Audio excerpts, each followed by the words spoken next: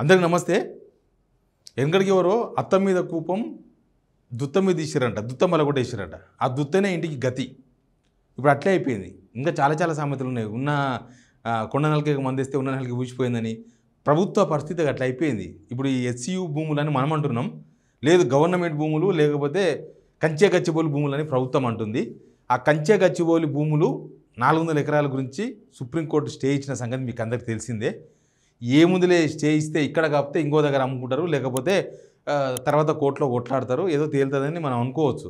కానీ ఒక పెద్ద కంపరం చుట్టున్నది, ఒక పెద్ద కంప, రేగి కంప అంటారు కదా, గాచారం కరేతో అని అన్నట్టే అయిపోయింది. ఇప్పుడు నాచారం జాకే క్యాకరణ అన్నట్టు ఇప్పుడు 400 ఎకరాలది అమ్ముదామని పెట్టుకుంటే సుప్రీంకోర్టు స్టే ఇస్తే అది ఇప్పుడు ఒక 10,000 కోట్ల రూపాయలు గవర్నమెంట్కు అర్జెంటు కట్టాల్సిన సిచ్యువేషన్ వచ్చిందనే చర్చ ఒకటి నడుస్తుంది. 10,000 కోట్లు అర్జెంట్ కావాలి పైసలు. మొదలే పైసలు లేకనే ఈ దుకాణం పెట్టుకుంటే సుప్రీంకోర్టు స్టే ఇచ్చింది. అది తీరా చూస్తే కంపై కూర్చున్నది. ఏమైందో చెప్పే ప్రయత్నం చేస్తా. సిగ్నల్ టీవీ మీరు చూస్తున్నారు, మీకు అందరికీ కృతజ్ఞతలు. ఈ రైట్ సైడ్ ఉన్న బటన్ సబ్స్క్రైబ్ అని, ఆ బటన్ ఒకటి నొక్కి లైక్ చేసి షేర్ చేస్తే మన టీవీ చాలామందికి, మన సమాచారం చాలామందికి చేరే అవకాశం ఉంటుంది. మీరు ఆ ప్రయత్నం చేయండి, సబ్స్క్రైబ్ కూడా చేసుకోండి. ఇక సబ్జెక్ట్లోకి పోతే మీకు అందరికి గుర్తుంటుంది, మనకందరికి గుర్తుంటుంది. లాస్ట్ ఇయర్ డిసెంబర్లోనే వాళ్ళు 5-6 నెలలకి ప్రయత్నం చేస్తే ఆ డిసెంబర్లో కుదిరింది. ఏంది 10,000 కోట్ల రూపాయలు ఐసిఐసిఐ బ్యాంక్ నుంచి డబ్బులు తీసుకొచ్చింది గవర్నమెంట్. ఎందుకు తీసుకొచ్చింది, ఏం పేరు పెట్టి తీసుకొచ్చింది, ఏం భూమి కుదబెట్టిందంటే ఈ భూమి కుదబెట్టిందట. ఇప్పుడు కంచెగచ్చిబౌలిలో ఏదైతే వివాదాస్పదంగా మారిందో, గవర్నమెంట్ను ఇబ్బందిగా మారిందో, ఆ 400 ఎకరాల భూమిని ఐసిఐసిఐ బ్యాంకు కుదవబెట్టి 10,000 కోట్ల రూపాయలు తీసుకొచ్చారు. రైతు భరోసా ఇస్తామని తీసుకొచ్చారు. ఆ పేమెంట్ ఆల్మోస్ట్ డిసెంబర్ 2nd వీక్లో డిస్పర్స్ అయింది. అంటే బ్యాంకు వీళ్ళ అకౌంట్లోకి వచ్చినాయి, గవర్నమెంట్ అకౌంట్లోకి వచ్చినాయి. యాక్చువల్గా వాళ్ళు దాన్ని నమ్ముకొనేమో జనవరి 26 నుంచి రైతు భరోసా ఇస్తాం, పక్కా ఇస్తాం, 100% ఇస్తాం, లాక్ కడదో అది అని చెప్పిండ్రు. తీరా చూస్తే ఆ 10,000 కోట్ల రూపాయల్లో దాదాపు 6-7 కోట్ల రూపాయలు కాంట్రాక్టర్లకు ఇచ్చేసిండ్రు. కాంట్రాక్టర్లకు ఇచ్చేసి పెద్ద పెద్ద కాంట్రాక్టర్లకు చిన్న చిన్నలకు ఇవ్వలేదు, పెద్ద పెద్ద కాంట్రాక్టర్లకు ఇచ్చేసిండ్రు. ఇచ్చేయడంతోనే పైసలు రాలేదు, రొటేషన్ కాలేదు. అందుకే రైతు భరోసా ఎక్కడక్కడ ఆగిపోయింది. ఇప్పుడు ఆ సిచ్యువేషన్ మీకు తెలుసు. సరే అయిపోయింది అది. ఇప్పుడు 10,000 కోట్ల రూపాయలు యాక్చువల్గా ఆ కుదవబెట్టిన భూమి ఇప్పుడు అమ్మాలని గవర్నమెంట్ ప్రయత్నం చేసింది. ఎందుకు కుదవబెట్టింది, ఎందుకు అమ్మాలని, ఒక నెలకి అమ్మాలని ప్రయత్నం చేసిందంటే ఐసిఐసిఐ బ్యాంకు గవర్నమెంట్కు మధ్య జరిగిన అగ్రిమెంటు, ఆ అగ్రిమెంట్లోనే ఒక క్లాజ్ ఉందట. అది సబ్జెక్ట్ టు కరెక్షన్ వాళ్ళు చెప్పాలి. ఎందుకంటే మొత్తం సమాచారం ఎక్కడ బయటకు పోకుండా ఆర్టీఐ చేస్తే కూడా సమాచారం బయటకు వస్తలేదు గవర్నమెంట్ నుంచి. అంత సీక్రెట్ ఎందుకు? గవర్నమెంట్ అందరిది, మనది, మన ముఖ్యమంత్రి రేవంత్ రెడ్డి, మన మంత్రులు, వీళ్ళందరూ వాళ్ళు చేసే పని వాళ్ళ కోసమే కదా, తెలంగాణ కోసమే కదా. అట్లాంటప్పుడు సమాచారం బయటకి ఇస్తే తప్పులేదు, కానీ ఇస్తలేరు. అసలు ఈ గవర్నమెంట్ వచ్చినాక ఆర్టీఐ మొత్తం చచ్చిపోయింది. నేను కూడా చాలా ఆర్టీఐలు పెట్టిన, ఒక్క ఆర్టీఐ కూడా సమాధానం రాలేదు బయటికి. అయితే ఆ 10,000 కోట్ల రూపాయలు ఇప్పుడు కట్టాలంటే ఇన్స్టాల్మెంట్ కట్టాలి. కానీ అది కాదు, దాని మొత్తం వీళ్ళు వెంచర్ వేసి అమ్మాలని డిసైడ్ అయినారు కదా. వెంచర్ వేసి అమ్మితే దాదాపు 30,000 కోట్లు వస్తాయి. ఆ 30,000 కోట్లలో ఒక 10,000 కోట్ల రూపాయలు ఐసిఐసిఐ బ్యాంకు అప్పు తీర్చేస్తే మిగతా 20,000 కోట్ల రూపాయలు ఉంటాయి. దాంతో మళ్ళీ కొన్ని రోజులు నడిపించవచ్చు ఈ సంసారాన్ని అని చెప్పి అనుకున్నారు. తీరా చూస్తే ఇప్పుడు ఆ భూమి, 400 ఎకరాల భూమి మీద సుప్రీంకోర్టు స్టే ఇచ్చింది. ఇదంతా పెద్ద వివాదాస్పద భూమి అయిపోయింది, వివాదంలో ఇరుక్కపోయింది. ఇప్పుడు 10,000 కోట్లు ఐసిఐసిఐ బ్యాంక్ కట్టాలి. ఐసిఐసిఐ బ్యాంకు కట్టకపోతే ఈఎంఐలు కట్టాలి. కానీ ఇప్పుడు ఐసిఐసిఐ బ్యాంక్ ఆయన ఊకుంటాడు అనేది పెద్ద క్వశ్చన్. ఎందుకంటే మనం ఎట్లుంటుందంటే, నేను ఇంతకుముందు ఒక లెక్చరర్ని అడిగిన, ఆయన ఒక లెక్చరర్, సార్ ఇది ఎట్లా చూడాలి అని అంటే, ఏముంటుందన్న పక్కని మెడలకి వెళ్ళి బంగారం గుంజుకపోయి పాన్ బ్రోకర్ అంటారు కదా, ఈ కుదబెట్టే షాపులు, మార్వాడి షాపులు, ఆడపోయి కుదబెట్టేసినాం. తర్వాత అర్థమైంది అది మన చేయను కాదు మంది చేయను అని. తర్వాత పోలీసులు వచ్చిర్రు, తర్వాత మనం ఇరుక్కపోయినాం అన్నట్టుగా చెప్పింది. ఇది ఆ భూమి వివాదంలో ఉంది. ఇప్పుడు వివాదం అయిన తర్వాత ఐసిఐసిఐ బ్యాంకు ఊకోడు కదా, 10,000 కోట్ల రూపాయలు ఇవ్వాలి, గవర్నమెంట్ గ్యారంటీ ఉంది. అయినా సరే ఆ భూమి కుదబెట్టినరు వాళ్ళు, ఆ భూమిని మార్టిగేజ్ చేసినారు. మీకు ఐడియా ఉండొచ్చు, నేనే చేసిన వీడియో, దాని కమిషన్ 100 కోట్ల రూపాయలు ఇచ్చిండ్రు, 1%. 10,000 కోట్లకు 1% బ్రోకరేజ్. తమిళనాడుకు చెందిన ఒక మర్చెంటైల్ బ్రోకరేజ్ 100 కోట్ల రూపాయలు తీసుకున్నది, జస్ట్ ఆ లోన్ ఇప్పించినందుకు ఐసిఐసిఐ బ్యాంకు నుంచి మధ్యలో ఉండి. ఇక మన పైసలే కదా, మన పైసలు మంగళవారం ఆర్పణం మందార్పణం అన్నట్టు పోయినాయి పైసలు, మన 100 కోట్లు కూడా పోయినాయి. అయితే ఇప్పుడు ఆ పైసలు కావాలి. 10,000 కోట్ల రూపాయలు ఐసిఐసిఐ బ్యాంక్ వాళ్ళు ఏదో చర్చలు జరుపుతున్నారంట. ఎక్కడో చూసిన ఇంగ్లీష్ వెబ్సైట్లో ఐసిఐసిఐ బ్యాంక్ వాళ్ళు పరిశాన్ అన్నారంట. ఇప్పుడు 10,000 కోట్ల రూపాయలు రాబట్టాలి, తొందరగా రాబట్టాలి. ఆ భూమిని నమ్ముకొని ఉంటే లాభం లేదు. ఇప్పుడు ఆ భూమిని గవర్నమెంటే అమ్మలేకపోయింది, ఐసిఐసిఐ బ్యాంక్ అమ్ముకోగలదా? వాళ్ళు 10,000 కోట్లు కట్టకపోతే ఆ భూమి అమ్ముకోవాలని మార్టిగేజ్ అదే కదా, మనం కూడా లోన్ తీసుకుంటాం. లోన్ కట్టకపోతే ఆడొచ్చి బ్యాంక్ వచ్చి ఇల్లు అమ్ముకుంటాడు, లేకపోతే బండి అమ్ముకుంటాడు, గుంజుకపోతాడు, అమ్ముకుంటాడు. సేమ్ ఇప్పుడు గవర్నమెంట్ కనుక కట్టకపోతే ఆ భూమిని గుంజుకొని కట్టాలి, అమ్ముకోవాలి వాళ్ళు, లేదా భూమిని వాళ్ళ వశం చేసుకోవాలి ఐసీఐసీఐ బ్యాంక్ వాళ్ళు. ప్రభుత్వమే ఏం చేయలేక సుప్రీంకోర్టు వ్యవహారాలు నడిచిన తర్వాత వదిలేసాను. అయితే నేను ఒక స్టూడెంట్ని అడిగిన, ఎస్సీ స్టూడెంట్ను, మీరు ఇప్పుడు లొలిపెట్టారు కదా, మరి అప్పుడు కుదబెట్టినప్పుడు ఎందుకు మాట్లాడలేదని అంటే వాళ్ళు అన్నారు, అన్న కుదబెట్టిన వార్త మేము కూడా చూసినాం, కానీ ఎక్కడ భూమి కుదబెట్టినరో ఏం భూమి కుదబెట్టినరో మాకు తెలియదు. అప్పుడు కూడా గచ్చిబౌలి అన్నారు, కానీ మాకు తెలియదు. ఇప్పుడు ఏంటంటే ఏకంగా బుల్డోజర్స్ మా క్యాంపస్లకు వచ్చి మొత్తం చెట్లంతా నరుకుతుంటే అప్పుడు అర్థమైంది ఇది మాదా ఆ భూమి అని. ఇప్పుడు అర్థమైంది మాకు, అప్పుడు అర్థం కాలేదు. ఎక్కడ భూమో చాలా ఉంటాయి, గవర్నమెంట్కి చాలా భూములు ఉంటాయి, కాబట్టి ఏ భూమి కుదబెట్టిందో అనుకున్నాం. తీరా చూస్తే ఇప్పుడు అర్థమైంది ఇది కూడా మా భూమేనా అని అర్థమైంది.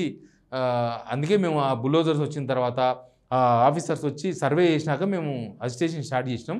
అంతకుముందు ఎవరు వచ్చిర్రో ఎవరు పోయినరో మాకు తెలియదు, అసలు మాకు సమాచారమే లేదు. మరి ఐసీఐసీఐ బ్యాంకులు వెరిఫికేషన్ చేసి ఇచ్చినరా, లేకపోతే గవర్నమెంటే కదా గ్యారెంటీ ఉన్నది, గవర్నమెంట్ భూమే కదా, దీనిలో పెద్దగా వెరిఫికేషన్ చేసేది ఏముంటుంది, ప్రైవేట్లో కదా వెరిఫికేషన్ చేస్తారు, పెద్ద పెద్దలకు గవర్నమెంట్కి వెరిఫికేషన్ చేయవు, బ్యాంకులు ఇచ్చేస్తారు తర్వాత అవి ఎక్కడైనా సరే. అట్లా ఐసీఐసీఐ బ్యాంకులను చూసుకున్నారో లేదో తెలియదు. కానీ ఇప్పుడు ఆ ఐసీఐసీఐ ఇక్కడ కుదబెట్టుకున్న భూమే వివాదాస్పదం అని తెలిసేసరికి ఐసీఐసీఐ బ్యాంకులు పరిచయాలు పడ్డారంట. అది ఏమవుతుందో ఏం మాట్లాడుకుంటారో వాళ్ళు ఏమో తెలియదు. ఇంకా గవర్నమెంట్ కూడా అంతే పట్టుతుంది కదా, ఇప్పుడు 400 ఎకరాలు అక్కడనే ఎందుకు అమ్మాలి, బయట అమ్ముకోవచ్చు కదా అని అంటే, ఇప్పుడు పోయి 4 సిటీలు అమ్మిర్రు అనుకో, ఏమవుతుంది, ఎకరాకు 2 కోట్లు రావచ్చు, 5 కోట్లు రావచ్చు. కానీ అక్కడ అమ్ముకుంటే 70 కోట్లు 80 కోట్ల రూపాయలు వస్తాయి. 400 ఎకరాలు అంటే 32,000 కోట్లు వస్తాయి. ఇక్కడ ఎన్ని ఎకరాలు అమ్మితే వాళ్ళకి 30,000 కోట్లు రావాలి. కాబట్టి అది అంత ఈజీగా సాధ్యమయ్యే పని కాదు. అక్కడ అమ్ముతేనే గవర్నమెంట్కు కొంచెం పైసలు వస్తాయి. అందుకే దాన్నే కుదబెట్టేసి మళ్ళీ దాన్నే అమ్మాలని ప్లాన్ చేసి అమ్ముతే కూడా ఎక్కువ రావు, దాన్ని వెంచర్ చేసి అమ్మితే ఫ్లాట్ వైట్ చేసి అమ్మితే బెటర్ అని చెప్పి ఒక ఐడియా ఇచ్చారంట. అందుకే దాన్ని వెంచర్ చేసి మొత్తం ఐటీ పార్కు, ఈ పార్కు, ఆ పార్క్ ఇద్దామని గవర్నమెంట్ డిసైడ్ అయింది. పార్క్ అంటే మనం అనుకుంటాం మనకు తెలిసిన పార్కులు ఇవే కదా, చెట్లు పుట్టలు ఉండే పార్కులు. కానీ ఐటీ పార్క్ అనేసరికి ఆడ ఐటీ టవర్లు కడతారు, ఎవరికో అమ్ముతారు, వాళ్ళు ఐటీ పెడతారా, బర్రెల దుకాణం పెడతారా, లేకపోతే ఏమైనా పాలు పోసే దుకాణం పెడతారా, ఈ పాన్ షాప్ పెడతారా, అవన్నీ తర్వాత కొన్నాయన ఇష్టం. వీళ్ళు ప్లాట్ చేసి అమ్ముతారు, కొన్నాయన ఏం చేసుకుంటారో తెలియదు. అది వీళ్ళు ప్లాన్ చేసిండ్రు. తీరా చూస్తే అది అటు ఇటు పోయి మొత్తం మెడ చుట్టుకున్నది. ఇప్పుడు అర్జెంటుగా 10,000 కోట్ల రూపాయలే.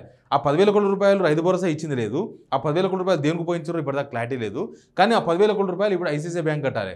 మొదలే 4,000 కోట్ల రూపాయలు అప్పు చేసి మేము ప్రభుత్వ ఉద్యోగాలకు జీతాలు ఇస్తున్నాం, అసలు పెన్షన్లు ఇవ్వలేకపోతున్నాం, అసలు ఒక స్కీమ్ ఆపి ఇంకో స్కీమ్ ఇవ్వాల్సి వస్తుంది, కాంట్రాక్ట్ ఉద్యోగులకు జీతాలు ఇవ్వలేని పరిస్థితుల్లో ప్రస్తుతం గవర్నమెంట్ ఉంది నిజంగానే. ఎందుకంటే మెయిన్గా ఇన్కమ్ పడిపోవడం, వీళ్ళు కట్టడం ఏమున్నది కానీ ఇన్కమ్ పడిపోవడం, వీళ్ళకు ఇన్కమ్ రాకపోవడంతోన గవర్నమెంట్ దివాలా తెచ్చింది. ప్రధానమైన కారణం అదే. ఎవరైనా అంతే కదా, జీతం మీద బతికేతోళ్ళము, నెల జీతం రాలేదనుకో ఏమవుతుంది, అప్పు చేస్తాం. 2 నెలల జీతం రాలేదనుకో కింద మీద అవుతుంది. 3 నెలల జీతం రాలేదనుకో దివాలా తీస్తాం. ఇంకా అట్లా వరుసగా ఒక సంవత్సరం జాబ్ చేయలేదు, జాబ్ చేసిన జీతం ఇవ్వలేదు అనుకో అవతల సేటు, మన పని కథమైపోతుంది.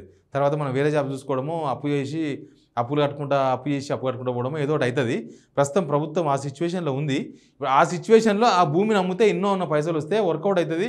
మళ్ళీ ఏదైనా మళ్ళీ ఒక 2-3 నెలలు కొద్దిగా ఆ స్కీమ్ ఈ స్కీమ్ లాంచ్ చేసినట్టుగా చేసి కొద్దిగా హడావిడి చేయొచ్చు అని అనుకున్నారు. తీరా చూస్తే ఇప్పుడు 10,000 కోట్ల రూపాయలు మెడపడ్డది. ఆ 10,000 కోట్ల రూపాయలు కట్టాలి, అది అమ్మలేదు, దాని పైసలు రాలేదు. పోనీ ఈ పైసలేమో 10,000 కోట్లేమో కట్టాల్సిన సిచ్యువేషన్ వచ్చింది. ఆ 10,000 కోట్లు కనీసం రైతులకు కట్టినా కొద్దిసేపు సింపతి అని వచ్చేది, రైతుల కోసమే తీసుకురు కదా పైసలని. ఆ రైతులకు కూడా ఏరలే. ఇంకా పైసలు మధ్యలోనే మఠమమైపోయినాయి, మధ్యలో కాంట్రాక్టర్లకు ఇచ్చేసారు. కాంట్రాక్టర్లకే ఇంపార్టెంట్ అనుకున్నారు రైతుల కన్నా. ఎందుకో గవర్నమెంట్ తెలియదు, మరి కాంట్రాక్టర్తో వచ్చేదే ఉంది, రైతుకి ఇస్తే నాకేం వస్తుంది అనుకున్నారో ఏమో, గవర్నమెంట్ అలా చేసింది. ఎనీవే ఇప్పుడు ఈ 10,000 కోట్ల రూపాయలు పెద్ద సమస్య ఇచ్చి పడ్డది వీళ్ళకు.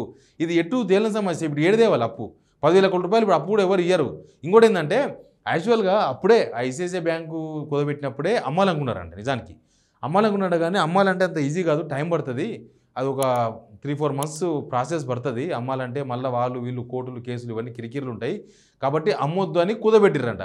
ఇప్పుడు అమ్ముదాం అనేసరికి దాని ప్రాబ్లం అంతా బయటకు వచ్చేసింది, దాని వ్యవహారం అంతా బయటకు వచ్చి సుప్రీంకోర్టులో ఇరకపోయింది. ఇప్పుడు ఆ ల్యాండ్ అంతా కూడా కోర్టులో పోయిన ల్యాండ్లు ఇప్పట్లో తేలవు, మళ్ళీ సంవత్సరాలు పడుతుంది. ఇప్పుడు అది ఎస్సీయూదా లేకపోతే ప్రభుత్వాందా అనే దానికన్నా అక్కడ ఫారెస్ట్ ఉంది, అక్కడ జీవరాశులు ఉన్నాయి, అటు జింకలు ఉన్నాయి, నెమ్మళ్ళు ఉన్నాయి. కాబట్టి సుప్రీంకోర్టు ఏ యాంగిల్ తీసుకుంటుందో తెలియదు. ఇప్పటికే చాలా సీరియస్గా చెప్పేసింది, ఇట్లా కాదు ఇక్కడ అంతా అసలు పర్మిషన్ తీసుకున్నావా, చెట్లు ఎట్టుకున్నారకి ఏమన్నా అడిగింది సిఎస్ను. కాబట్టి సుప్రీంకోర్టు చాలా సీరియస్గా ఉంది. ఆ ల్యాండ్ ఇప్పటికిప్పుడు మళ్ళీ రిలీజ్ అయ్యే అవకాశం లేదు. ఒకవేళ మొత్తం ఎస్సీయూని నుంచి ఖాళీ చేపిస్తాం, ఒక పేపర్లో రాపిచ్చారు కదా వార్త, ఎస్సీ మొత్తం ఖాళీ చేపించేసి ఎస్సీయూని మొత్తం 4th సిటీకి తీసుకుపోయి ఇది మొత్తం నేను ఎకో పార్క్ చేస్తా ఏదో అంటే భయపడిపించడం, వాళ్ళని భయపడిపించడం, విద్యార్థులను వాళ్ళను బెదిరించడం అనమాట డైరెక్ట్గా. అది చేశారు. కానీ అట్లా చేసినా కూడా ఇప్పటికిప్పుడు సుప్రీంకోర్టుకి వెళ్ళి ఆ భూమి రిలీజ్ కాదు. దాన్ని అమ్మాలంటే ఎవరైనా వచ్చి కొనాలంటే కూడా కిరికిరి భూమి కదా, అంత ఈజీగా వర్కౌట్ అయ్యే అవకాశాలు అయితే కనిపిస్తలేవు. కానీ 10,000 కోట్ల రూపాయలు ఏడికి తీసుకొచ్చి కడతారు, ఎట్లా కడతారు, ఏం కడతారు? వాళ్ళు ఒకవేళ ఆ భూమి బదులు ఎస్ఐసిఐ బ్యాంక్ ఇంకో వేరే బ్యాంక్ వేరే ల్యాండ్ గవర్నమెంట్ ల్యాండ్ ఏమన్నా ఉంటే అది మార్కెట్ చేస్తే ఐసిఐసిఐ బ్యాంక్ ఒప్పుకుంటుందా, లేకపోతే 10,000 కోట్లు మళ్ళీ ఏం చేసి కడతారో తెలియదు. ఎనీవే ఎట్లుంటుందంటే చేపకు గాలం వేస్తే చేప పోయింది, గాలెం పోయింది, దానికి ఉన్న దారం పోయింది, బెండు పోయింది, బెండు వెంబడి మనం కూడా దానిలో పోయబడ్డాం. అట్లా అయిపోయింది పరిస్థితి. ఇప్పుడు అన్ని చేప వెంబడే పోయినాయి. ఇప్పుడు కూడా మొత్తం సుప్రీంకోర్టులో పోయినాయి. ఇప్పుడు ఏం చేయాలో కూడా గవర్నమెంట్ తికమక్క అయిపోయింది. అసలు మనకు పైసలు వస్తాయని మనం అనుకుంటే ఇప్పుడు మనమే ఉల్టా కట్టాల్సి వచ్చిందన్న ఒక టెన్షన్ ప్రభుత్వంలో ఉన్న పెద్దలకు ఉందంట. దాని మీద వాళ్ళ సంప్రదింపులు జరుపుతున్నారు. ఐసిఐసిఐ బ్యాంకు వాళ్ళు మాట్లాడుతున్నారంట. ఏమైతే తెలియదు. కానీ ఇది ఒక పెద్ద సమస్య. ఎంత పెద్ద కష్టం వచ్చింది అంటారు. అట్లా ఇప్పుడు ప్రభుత్వానికి ఒక పెద్ద కష్టం వచ్చి పడ్డది. ఎట్లా బయటపడుతుందో చూద్దాం మనం కూడా. Please subscribe signal TV.